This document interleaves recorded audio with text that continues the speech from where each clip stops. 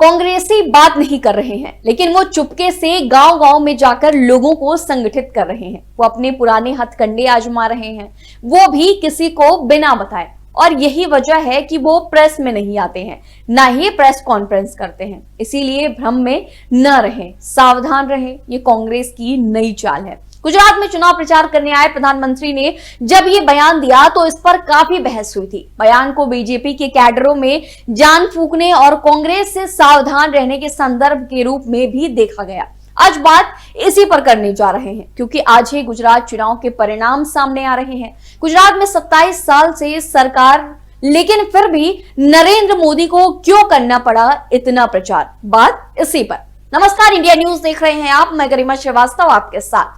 PM Modi ने जब ये बयान दिया तो इस एक बयान ने आम आदमी पार्टी के कार्यकर्ताओं को भी चौकन्ना कर दिया और गुजरात चुनाव में राहुल गांधी की अनुपस्थिति को भी बीच चुनावी बहस में ला खड़ा किया। गुजरात विधानसभा चुनाव 2022 के लिए दोनों चरणों के मतदान 1 और 5 दिसंबर को हुए।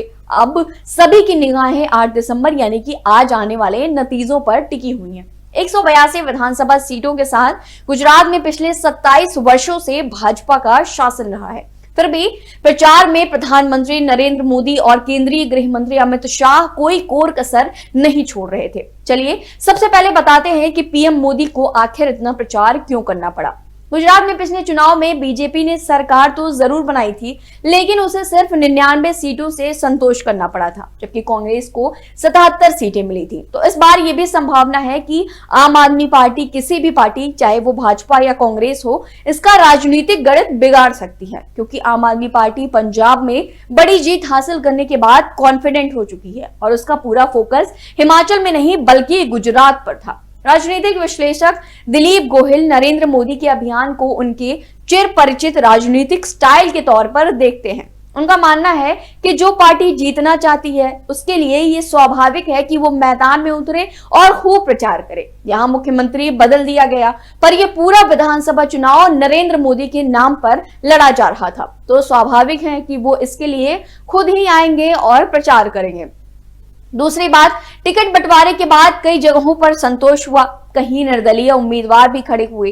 इसीलिए सभी बातों पर गौर करें तो भाजपा को कोर समर्थकों को आकर्षित करने के लिए संगठन की बजाय नरेंद्र मोदी के नाम को आकर्षित करने की कोशिश करनी थी। इसीलिए नरेंद्र मोदी ने ज्यादा प्रचार किया, खूब रैलियां की, खूब भाषण दिए और फिर विपक्ष को साधना भी एक जरूरत के तौर पर ही देखा जाता है। प्रचार के दौरान विपक्ष पर भी खूब निशाना साधा गया। वहीं विपक्षी दल कहीं से भी पीछे नहीं थी। राहुल गांधी की भारत जोड़ो यात्रा बीच में रुकी और वो गुजरात प्रचार करने पहुंच गए। अरविंद केजरीवाल ने भी जमकर गुजरात में झाड़ू चलाने की कोशिश की। गुजरात में नरेंद्र मोदी और केंद्रीय नेताओं के प्रचार अभियान पर कांग्रेस ने हमला बोला था कि केंद्र की पूरी टीम गुजरात में प्रचार करने आ गई है। कांग्रेस नेता और प्रवक्ता पवन खेड़ा ने प्रेस कॉन्फ्रेंस कर कहा कि अगर बीजेपी ने गुजरात में पिछले 27 सालों में अच्छा काम किया होता तो इतना प्रचार नहीं करना पड़ता। केंद्र सरकार की पूरी टीम गुजरात में प्रचार कर रही है। अब बड़ा सवाल यह है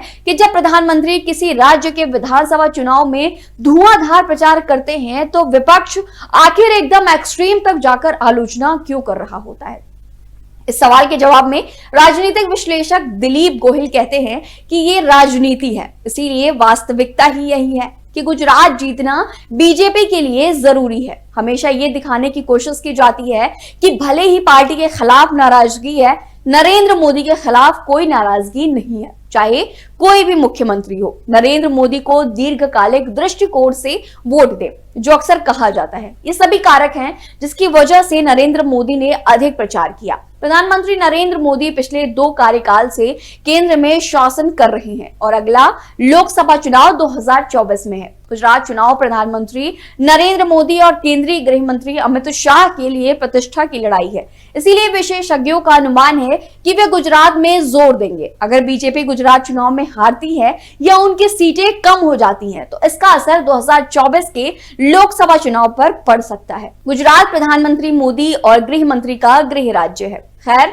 आज परिणाम सामने आ रहे हैं। गुजरात में बीजेपी एग्जिट पोल में जीत रही थी और नतीजे भी कुछ इसी तरह से निकलकर सामने आ सकते हैं। अब अगली तैयारी अगले साल होने वाले राज्यों के विधानसभा चुनाव पर होगी और फिर 2024 में लोकसभा चुनाव की तैयारियों के लिए और जोर देना ही होगा। इस तरह की रिपोर्ट्स देखने के लिए बने रहिए इंडिया न्यूज के साथ। धन्यवाद।